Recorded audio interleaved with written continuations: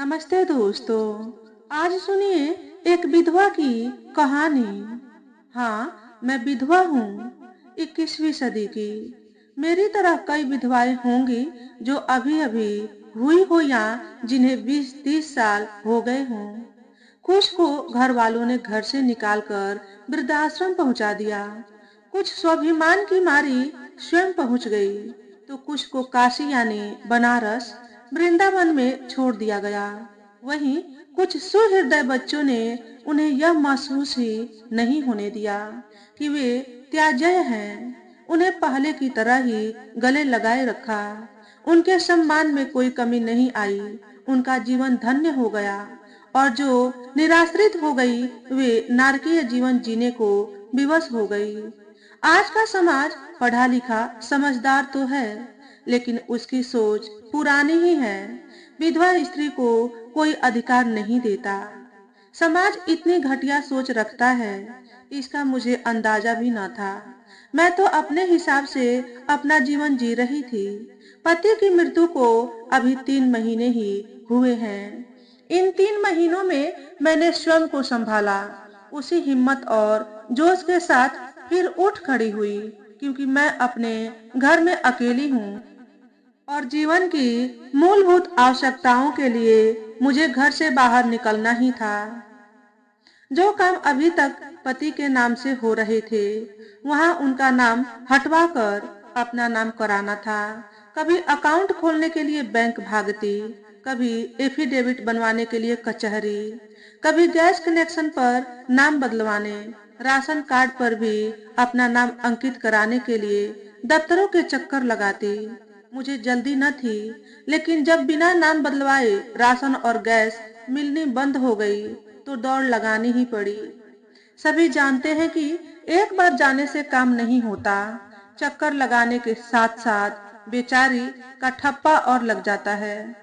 किसी रिश्तेदार या परिचित ने यह नहीं कहा कि आप घर बैठो, यह काम हम करा देंगे। वैसे भी मैं शुरू से स्वाभिमानी रही हूँ और अपना काम खुद करना चाहती हूँ। मेरा उसूल है, जब तक विशेष आवश्यकता न पड़े किसी को तकलीफ मत दो।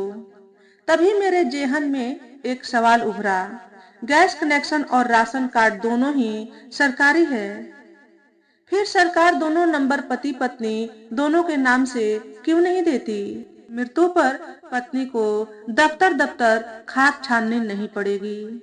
खैर, पति की बीमारी के दौरान जब मैं उन्हें लेकर शहर शहर डॉक्टरों को दिखाती घूम रही थी, रात दिन उनकी सेवा टहल में लगी रहती थी। लोग मेरे साहस की प्रशंसा कर मेरा मनोबल बढ़ाते थे। मुझे लगता मेरे अपने मेरे करीब है। समय समय पर हाल चाल पूछने आते रहते या मोबाइल से संपर्क बनाए रखते। आश्वासन भी देते कि पैसे की कमी हो तो बताना, कोई परेशानी हो तो कहना, हम आधी रात को भी तैयार हैं। मुझे अपने रिश्तेदारों पर गर्व होता, क्योंकि वे सब मेरे दुख में मेरे साथ खड़े थे। अफसोस यह कि पति की मृत्यु के बाद पूरा ही परिदृश्य बदल गया। पहले तो लोगों ने यह जानने की कोशिश की कि वे क्या क्या छोड़ गए हैं। कुछ ने फुसफुसा कर चिताया कि संभल संभल कर चलना, यह कांटों भरी डगर है। सब कुछ अपने बेटे को मत सौंप देना, वरना तुम्हारी दुर्गति हो जाएगी। आजकल वृद्धावस्था में पुत्रों का सहारा नहीं मिलता। मैं मौन सबकी सुनती रहती। मुझे क्या फैसला लेना है, यह मेरा निजी मामला है। मुझे कोई जल्दी नहीं थी। मैं अपनी सोच को दुरुस्त करना चाहती थी। सबने सोचा पति के जाने के बाद मैं खाली हो गई हूँ, मेरे पास कोई काम नहीं है, क्योंकि उनकी सेवा टहल और डॉक्टरों के यहाँ आने जाने का काम निबट गया था। लेकिन मेरे पास ढेरों काम बाहर के बढ़ गए थे, जो कभी मेरे पति ही करते रहे थे। लोग मुझसे सवाल करते, सारा दिन क्या करती रहती हो? आजकल तो खूब आराम रहता होगा। यह सुनकर मैं तिलमिला उठती और उल्टा ही उत्तर देती, मैं खाली नहीं हूँ। पहले भी व्यस्त थी, अब भी हूँ। लोग लोग किसी न किसी बहाने आकर देखना चाहते। मैं उन्हें नम्रता से टरका देती और कह देती कि आज फला काम के लिए फला जगह जाना है। वे हमदर्दी जताकर अपना महत्व प्रदर्शित करते। मैं समझ रही थी कि जीवन का यह रूप भी इतना आसान नहीं है। औरत को जाने कितने रूपों में अपने आप को एडजस्ट करना पड़ता है। एक परिवर्तन और भी मैंने महसूस किया। जो पड़ोसी ने पहले मुझसे बोलने के लिए ललायित रहती थी, अब वे मुझे अनदेखा कर निकल जाती, सड़क के दूसरी ओर मुंह घुमाकर चलती। एक आध बार मैंने बात करने की कोशिश भी की, तो सुनकर अनसुना कर दिया। अक्सर शाम को पहले भी और अब भी बाहर लॉन में निकल आती और गेट खोलकर खड़ी हो जाती। शाम की ताजी हवा के साथ साथ पड़ोस के मंदिर से लौटती महिलाओं से थोड़ी गपशप हो जाती। पति के जाने के बाद वे मेरी छाया से भी बचने लगी। मेरा वैधव्य अब शकुनी हो गया। हाई ब्लड प्रेशर की पेशेंट में पहले से ही थी, अब और भी बढ़ गया। डॉक्टर ने सलाह दी कि सुबह सुबह ताजी हवा में टहलने पार्क जाया करो। 2-4 परिचित लोगों में बैठोगी उठोगी तो मन बहलेगा, स्वयं को ठीक भी लगेगा। मैंने डॉक्टर की बात पर अमल करते हुए पार्क में टहलने जाना शुरू कर दिया।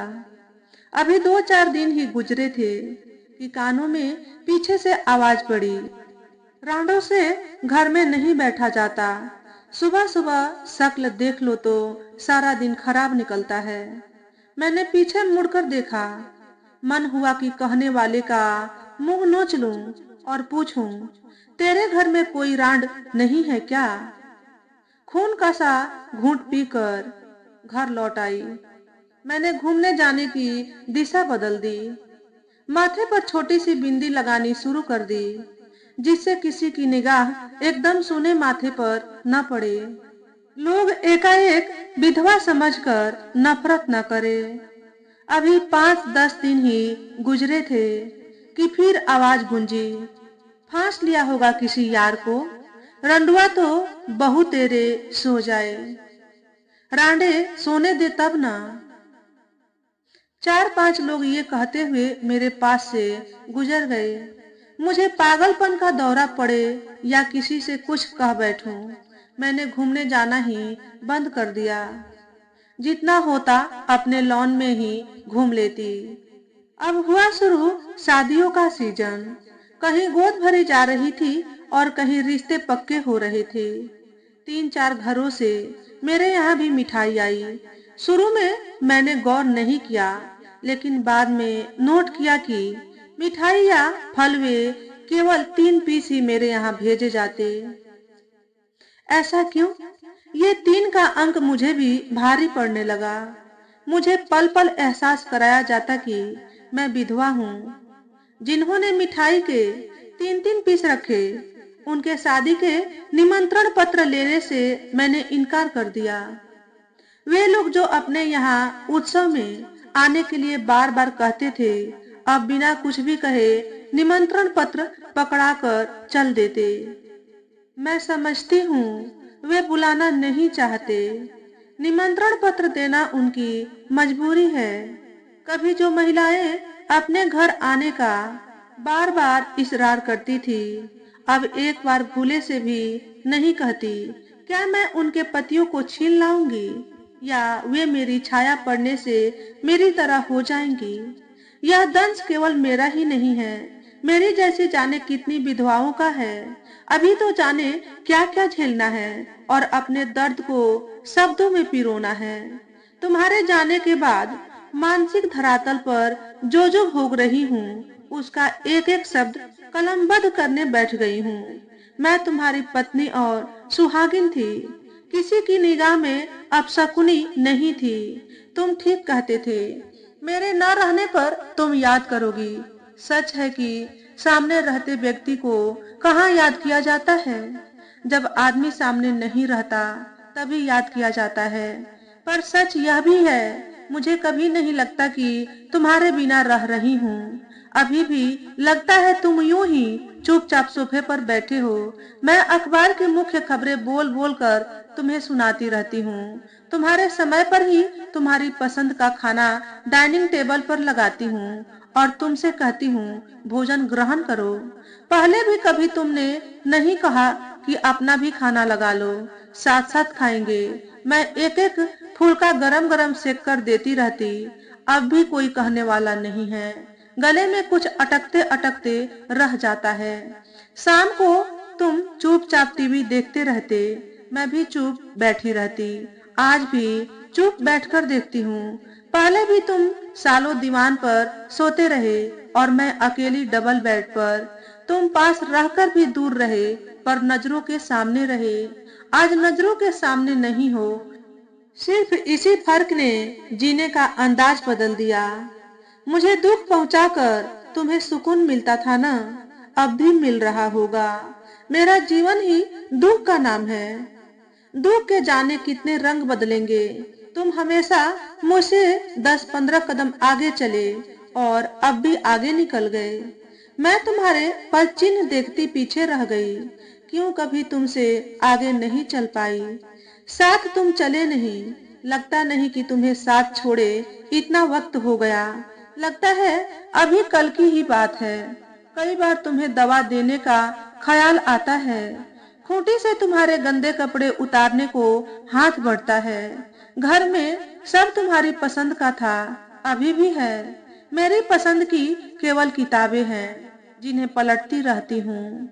अब न तुम्हारे लौटने का इंतजार है, न तुमसे घड़ी घड़ी फोन करके पूछती हूँ कि घर कब आ रहे हो। मैं कितनी भी देर से लौटूं, अब कोई नहीं कहता बड़ी देर कर दी।